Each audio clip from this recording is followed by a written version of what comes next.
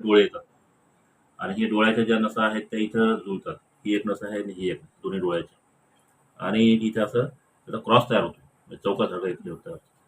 मग ह्यातले काही फायबर्स यातले काही इकडे जातात आणि काही इकडे जातात. तसं इकडच्या डोळ्याचे काही इकडे जातात आणि काही इकडे येतात.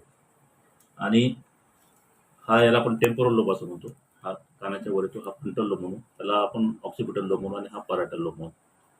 ह्या ठिकाणी आपल्या हातापायाचे कंट्रोल्स असतात. ते जे मोठे जे गॅप वाटतील दोन्ही साईडला आपला हात आणि पाय जे आहे ते इथून कंट्रोल केलं जातं. त्याचा समोरचा जो भाग आहे त्यामध्ये मुवमेंट कंट्रोल केले जाते. त्याच्या पाठीमागच्या भागामध्ये सेन्सेशन कंट्रोल केले जातात.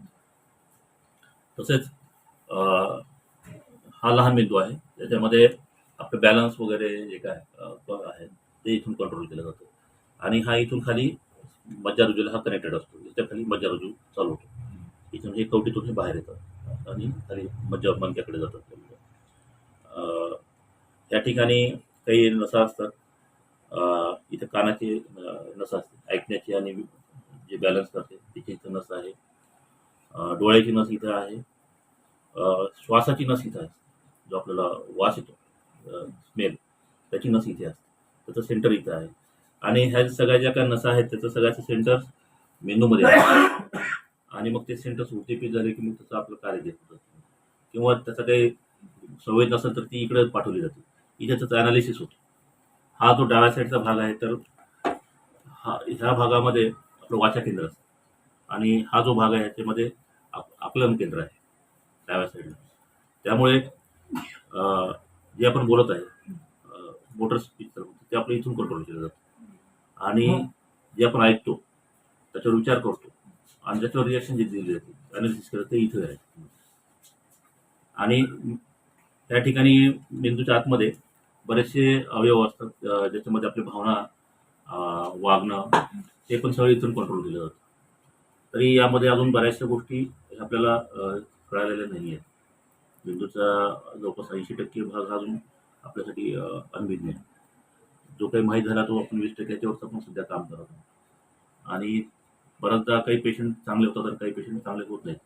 चांगलं ऑपरेशन करून सुद्धा त्याचंही आजकाल काही कारण माहिती नाही. त्याच्यामुळे मेंदूची कशी रिॲक्शन एखाद्या गोष्टीला राहील याबद्दल आजकाल निश्चित काही सांगता येत नाही. आणि ज्यावेळेस आम्ही ऑपरेशन करतो त्यावर कवटीचं हाड असतं. कवटीचं हाड आम्ही त्याला छिद्र पाडून त्याला ड्रिल करतो. ड्रिल करून ते झाकण काढल्यानंतर ते कवटीचं हाड काढलं जातं. त्याच्यावर एक आवरण असतं. त्याला ओपन केल्यानंतर मग हा आपल्याला मेंदू दिसतो. क्रेनियल नर्व्ह आहेत. क्रेनियल नर्व्ह हां. त्या कशा पद्धतीने इथं ब्रेनला अटॅच होतात? ह्या सगळ्यात 12 क्रेनियल नर्व्ह असतात. हे जे श्वास वास येण्याची जी आहे ऑल्फॅक्टरी ही इथे 1 नंबरची सांगतो. ही डोळ्याची जी आहे दिसण्याची ही 2 नंबरची असते. त्यातल्या 3, 4 आणि 6 ह्या आहेत डोळ्याच्या मुवमेंट्स कंट्रोल करण्याची नस. त्यानंतर 5 नंबरची नस इथून येते ज्याच्यामध्ये आपलं ट्रायजेमिनल न्यूरोजा म्हणून जे काही रुग्ण असतात की ज्यांच्या चेहऱ्यामध्ये तीव्र वेदना होतात तर ती ह्या ठिकाणून उगम पावते. दाताची नस. दाताची जी नस म्हणतात. आणि त्याच्यावर दुसरी रक्तवाहिनी चढल्यानंतर मग हा रुग्णाला त्रास होतो. त्याच्यामुळे आम्ही ऑपरेशन करताना त्या नसमध्ये आणि त्या रक्तवाहिनीमध्ये अंतर तयार करतो आणि त्याच्यामध्ये टेफ्लॉन नावाचा पदार्थ ठेवतो. त्याच्यामुळे त्याचा डायरेक्ट कॉन्टॅक्ट येतो. त्यानंतर 7 आणि 8 सेवन्थ कॉम्प्लेक्स म्हणजे आपण हेअरिंग आणि फेशियल नर्व्ह चेहऱ्याची नस ती इथंच तयार होते. साधारणतः 2-3 इथं आहे तर बाकी सगळ्या नसा ह्या खालच्या भागात आहेत लहान मेंदूच्या जवळपास. त्यानंतर 9, 10, 11 आणि 12 ह्या खाली असतात ह्या ठिकाणी इकडे.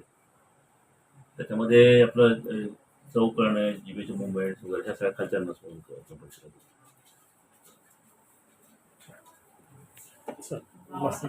मला कमीत कमी